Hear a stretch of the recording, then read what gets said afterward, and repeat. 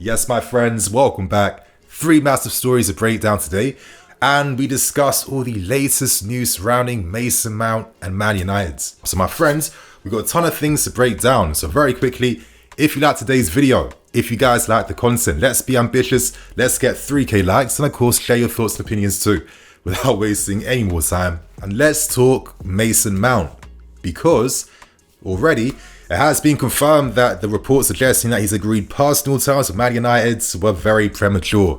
And I've got them confirmed, they are premature. And a lot of times with stories like this, you know, when journalists are getting their insights and their information, my personal opinion is that sometimes the context of how information is presented is not taken into account when stories are being presented.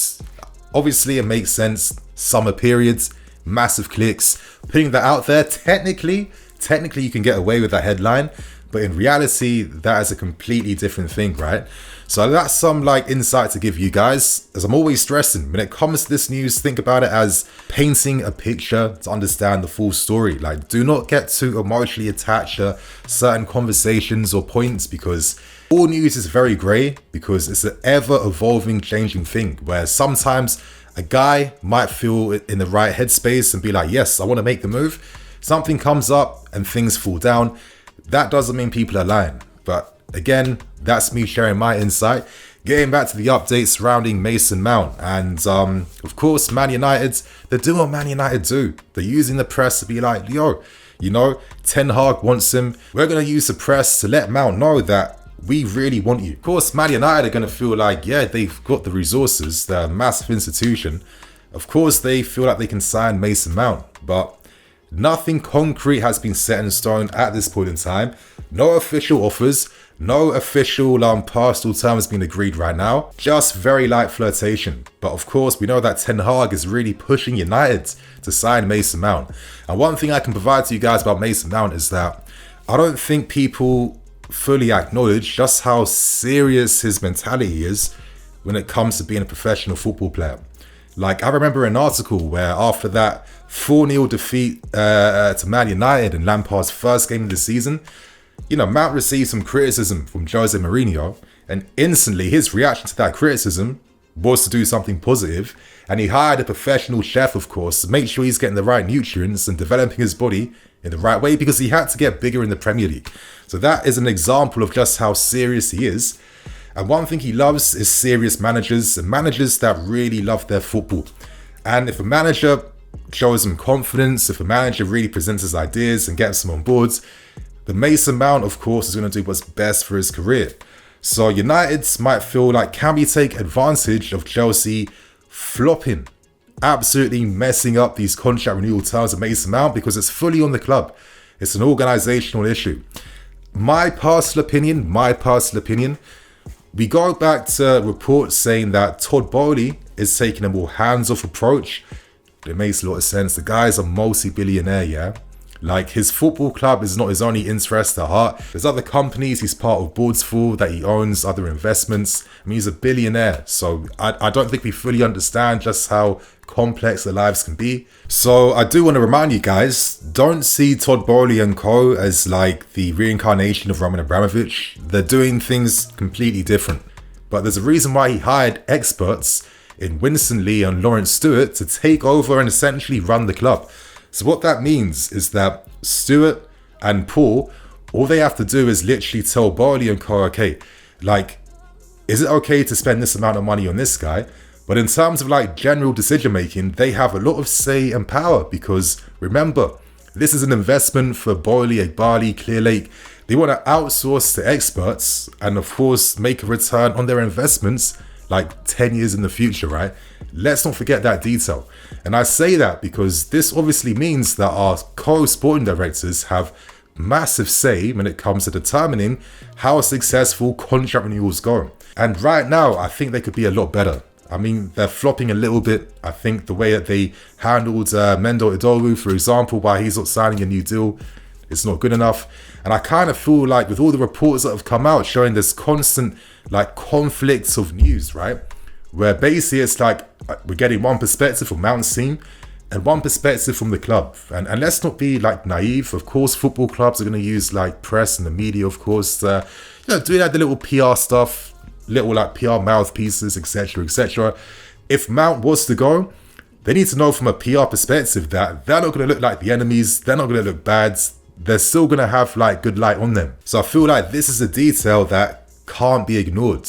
And for me, I feel like with this non-stop like conflict of interest, is that a reflection of like maybe, like a clash of ideas at the top? Because when the article mentioned at the time that an offer was given to Mount, and then once Paul Winstonley was, brought into the club and was fully running things for the boards, he came in the brand new offer where he's like, well, that offer doesn't really matter anymore. I wasn't aware of that, let's say, for example. And he's trying to renegotiate by, trying to get Mount to sign a contract on reduced terms. And let's not forget this, yeah? Let's not forget this, no matter how cynical you are against Mason Mount. If something was promised to you before the World Cup, how can that be taken away just like that? Like, that's not good enough. And you know what? My personal opinion, I'm looking at some of the business that we've done. And I think one thing we've shown is that we find it very hard to sign players within the Premier League. It's been easier for us to sign, top exciting talents from different leagues, like, the Portuguese league, Ukrainian league. And I think that's because they're a lot more favourable when it comes to installment plans and packages, because that's like a non-stop influx of money coming in over how many years. But let's not forget the contracts these players are on. For example, Mudryk was earning like 3k a week at Shakhtar Donetsk. When he signs for us, we instantly give him 90k, and to Mudryk, this is like, wow, this type of money, this is beyond my wildest dreams. But the context would be a bit different if you're more like a homegrown, Prem-based player. And my cynical opinion is that, okay, is he thinking, I can get rid of a lot of these guys because they're on massive contracts and wages, right? If I was to sign the alternatives like your Mudryks or a Caicedo, where, when Paul signed Caicedo for Brighton, Caicedo wasn't given 50k a week or anything like that. He was earning just like a few bags every week. You sign a guy like this for whatever money Brighton want, you can offer him a contract, let's say that's around like 90,000 or 100,000, because to a Caicedo, he is earning a ton more money than what he's currently on. And the key thing is to put these guys in the long-term deals where you constantly have that leverage to be able to control when negotiations can happen again in case these guys were to get bumps in their deals. So that's a bit of insight to just like store in the back of your head. And I'll provide this info to add more context to the point I'm making. But if money was no object, one of the key guys we're signing this window is Declan Rice. Now, Declan Rice's stock has been rising like crazy across Europe. All the best managers in the world absolutely love him. I mean, right now, Tuchel's on the offensive to try and bring him to Bayern Munich. Arteta and co are moving mountains for Declan Rice. Right now, he's the hot boy for this summer, and he probably knows that. And if there's an opportunity for us to go for him, then of course, we're going to try and do our best to do that.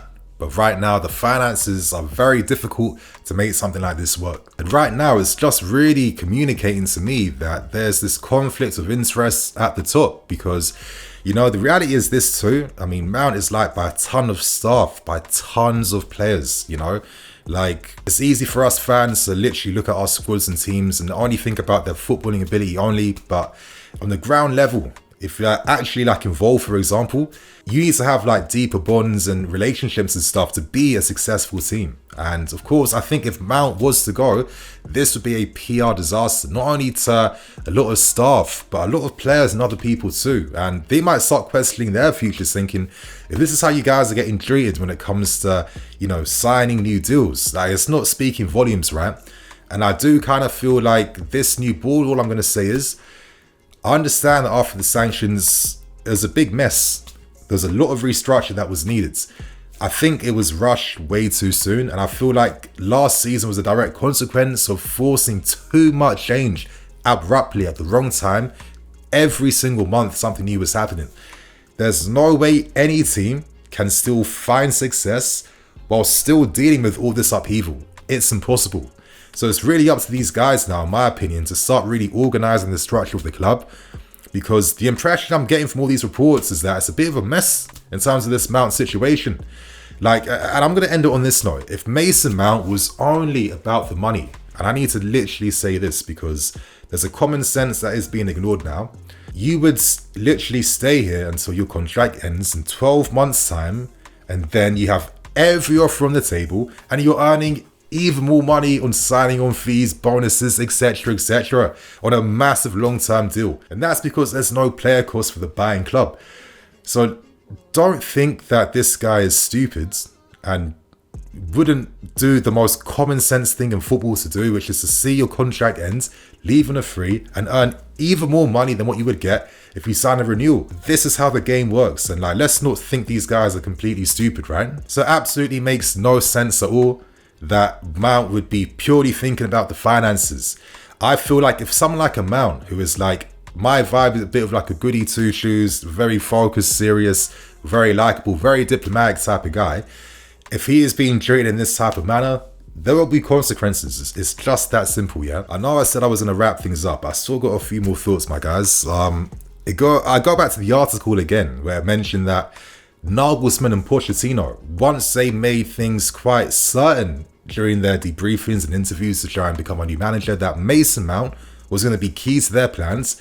I think it's no surprise that we've been seeing these recent reports of, new talks are incoming, because it's oh crap, we can't be undermining these potential new managers. Let's see if we can make something happen. But I kind of feel in terms of the finances that's being offered, I don't think it's been fair, to be fair with you. And I'll give you some insight. I'll give you guys some context. Now, as we remember, one of the key things mentioned in these talks was that Mount's image rights was an issue. And deep what image rights means for a second. Every time you've seen Mount on YouTube doing this type of collaboration, doing something for Wagamamas, doing this brand deal, etc., you're earning a fee for that, right? And obviously, clubs own the players, they get percentages of those fees. And if Mount is stalling the deal because the offer for the image rights wasn't good enough, all that really communicates is that the club was asking for way too high of a percentage than they actually could. And obviously, image rights is key, because if you're Reece James or Ben, you'll probably get 250k, 200k a week. Why? Because in terms of your image rights, what brand deals do these guys ever do? They don't do anything. So image rights is very key because it brings a sense of balance, right, in terms of offsetting certain costs. And obviously, at the time, before the World Cup, when it was agreed that, we're going to do a lot more favorable terms in terms of image rights, at the time, it was believed that, cool, this is a done and dusted story, and Mount's going to be staying here, only for that to get taken away by Paul Winstonley. I'm not too sure why. Maybe he has some of his own visions for the club, but maybe he thinks, listen, I can sign maybe equivalent players from lesser leagues, pay them lesser deals in the long run because they're on peanuts basically, and we can buy these guys on crazy installment plans because these clubs are favorable to things like that. That's the type of impression I'm getting. So for me, it's going to be a very interesting story. I still think there's a lot more to come. United, listen, if United are really serious about Mount, they have to literally offer the 85 million straight next week, and that will probably get you conversations with our boards, with our sporting directors over a potential sale. But right now, all these things are very, very premature. For me, I think the smart thing would be probably say that you're going to wind your contract down. You'll be playing games on the Pochettino. Pochettino said that he wants you to stay, and you could probably use that as leverage to try and get the club, of course, to come back with a more serious offer and stop with the penny pinching, because it's not making as much sense. And even though I really love him, Joao Felix is on crazy money. And when you think about the loan fee plus the wages he's on, agent fees and all of that, that easily would have just covered Mount's contracts for how many seasons. So again, it's all about priorities and decision making. And I don't know, I think that if Mount was to go in very egregious circumstances, then there could be a potential fallout. But time's going to tell, right? And let's see how the story plays out. So my friends, with that note, I'm going to wrap things up and keep things moving. I was planning on doing a double uploads. I do have some plans this evening that came out last minute. So tomorrow, you guys, I got you. So thank you for watching. Share your thoughts and opinions. And on that note, I'm Nini FC. This is BlueLionsTV. I'll catch you guys later with some more videos. Cool.